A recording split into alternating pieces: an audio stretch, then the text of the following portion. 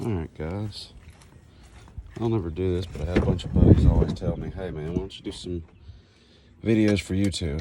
Alright, so 05 GMC 2500 HT 66 duramax LLY. Been having problems with it. Parked it, it started up, ran fine, no big deal. Went back outside and it wasn't running. Thought maybe I ran out of fuel. Went through the whole procedure, priming it, got some more fuel for it. Didn't fix it. Come to find out,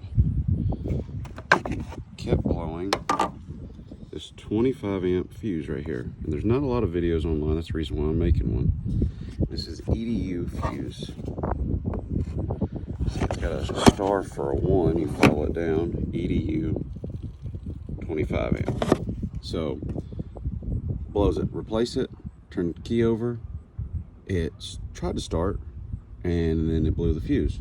So I unplugged the EDU itself, the two connectors, a C1 and a C2 connector, which are this one and this one.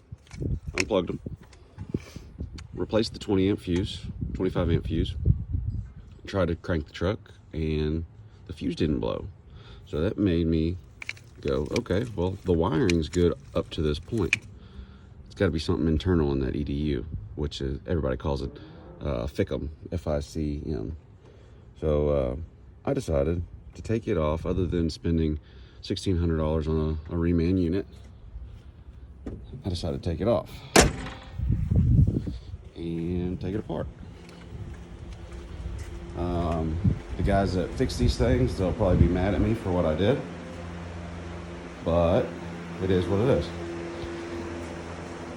Because there's services out here that charge in $200 to $600 to fix these, and sometimes they can fix them and sometimes they can't. So on first initial look on the case, burn spot. Other side, another burn spot. You actually get into the board, this is the way you see it originally, a burn spot right there. Now when you flip it over, there are 3 capacitors right in this general area.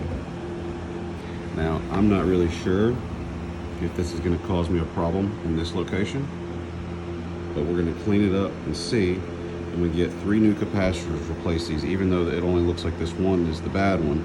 We're going to go ahead and do all these 3. So that's what I've found so far. If you guys are having a no start issue and it's blowing the EDU fuse, if it's not a wiring and you've already traced it down, it's probably this capacitor blown. Thank you guys.